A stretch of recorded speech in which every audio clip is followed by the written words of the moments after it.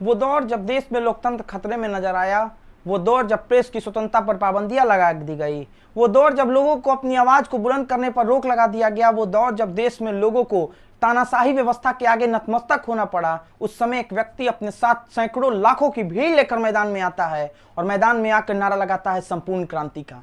लोगों के प्रिय, लोगों के जनभागीदारी के सबसे महत्वपूर्ण नेता, जिनके पीछे आगे लाखों की भीड़ रहा करती थी, जिनकी एक आवाज पे छात्र अपने आंदोलनों को भरपूर सहयोग दिया करते थे, एक ऐसे राजनेता की आज चर्चा करेंगे। नमस्कार, मेरा नाम आयुष राज द्विवेदी है और मैं अपने चैनल पर आप सभी का बहुत बहुत स्वागत करता हूं। लोकतंत्र और तानाशाही व्यवस्था के खिलाफ जन आक्रोश की चर्चा मैं कर रहा हूं तो आप सब शायद उससे भली भांति परिचित होंगे और आप जान चुके होंगे मैं किस व्यक्ति की आज चर्चा करूंगा। एक ऐसे व्यक्ति की चर्चा जो बिहार के एक छोटे से जिले छपरा जिले से उठता है और देश के लोकतंत्र को मजबूती प्रदान करने के लिए सैकड़ों और लाखों की भीड़ लेकर पटना के गांधी मैदान से संपूर्ण क्रांति का नारा हो हिलेगी कुर्सी डोलेगा शासन डग डग डग डग जनता हो हिलेगी कुर्सी डोलेगा शासन। आज बात जयप्रकाश नारायण की होगी, उस नेता की होगी जो देश के एकमात्र राजनेता के तौर पर शायद जाना जाएगा जो देश के तीन महत्वपूर्ण आंदोलनों का साक्षी रहा हो।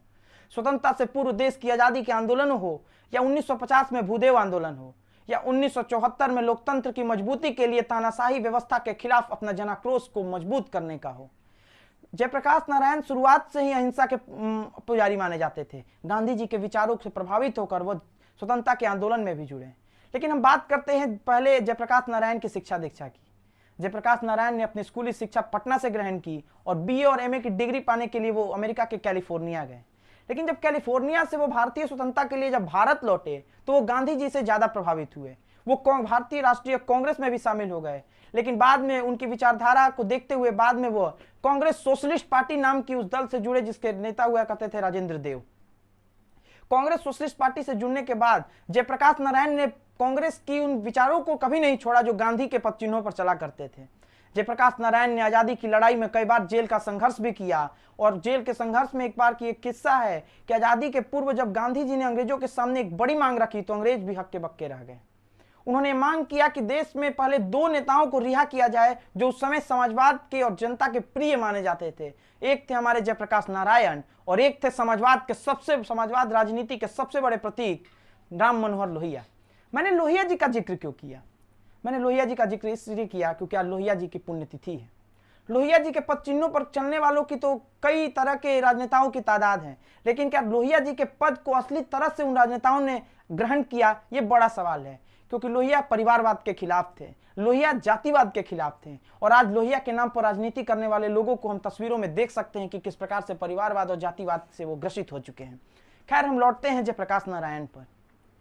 जयप्रकाश नारायण 1974 में या यूं कहें कि 1970 में जब गुजरात में युवाओं के द्वारा जब आंदोलन सरकार के खिलाफ बेरोजगारी और रोजगार के मुद्दे पर लड़ा गया तो उसमें जयप्रकाश से लोगों ने आग्रह किया और छात्रों ने आग्रह किया कि वो आके गुजरात में उन छात्रों का मजबूती प्रदान करने के लिए उनका समर्थन करें।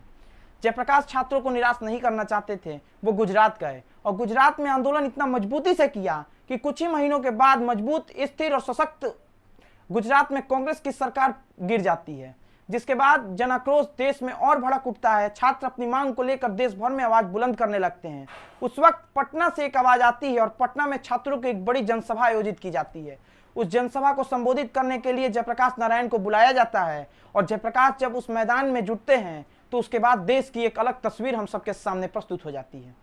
जयप्रकाश नारायण जिस भीड़ को सभा को संबोधित कर रहे थे वो भीड़ पटना के ऐतिहासिक गांधी मैदान में मौजूद 5 लाख से अधिक लोगों की और छात्रों की थी जो किसी राजनीतिक दल से तो ताल्लुक नहीं रखते थे, मगर हाँ, सरकारी तंत्र के खिलाफ अपनी आवाज को बुलंद करने के लिए जरूर खड़े थे।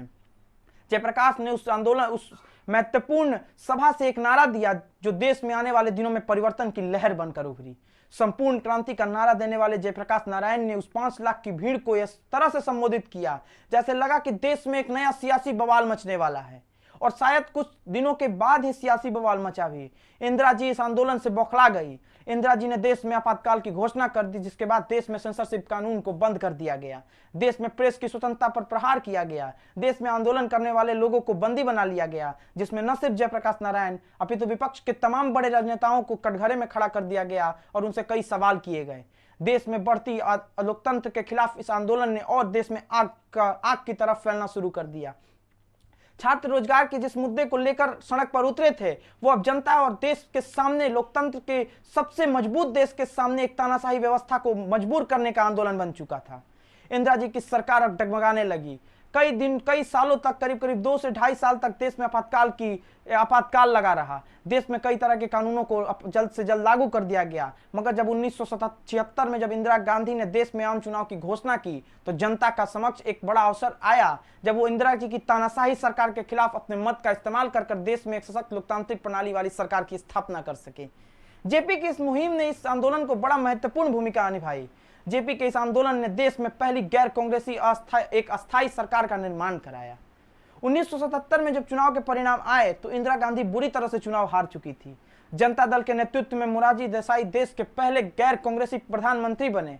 हालांकि सरकार ज्यादा दिनों तक नहीं चल सकी, लेकिन जेपी के इस आंदोलन ने हम लोगों के सामने एक प्रश्न जरूर खड़ा किया कि उस आंदोलन से निकले आज कई नेता अपने अपने प्रदेश के बड़े बड़े क्षेत्रीय दलों के रूप में उभरे तो हैं, लेकिन क्या जयप्रकाश नारायण और राम मनोहर लोहिया के उन पदचिन्हों पर चलने का प्रयास कर रहे हैं जिसे लेकर कभी लोहिया समाजवाद का नारा बुलंद किया करते थे, और जयप्रकाश अहिंसा के मार्ग पर गरीब तबके और आम छात्रों की आवाज को बुलंद किया करते थे। कई बड़े सवाल आज तमाम राजनेताओं के सामने खड़े हैं, क्योंकि उनके नाम पर राजनीति और पुष्पांजलि अर्पित करने वाले तो बहुत दिख जाते हैं, लेकिन शायद उनके पदचिन्हों पर चलने वाले आज शायद न के बराबर दिखते हैं।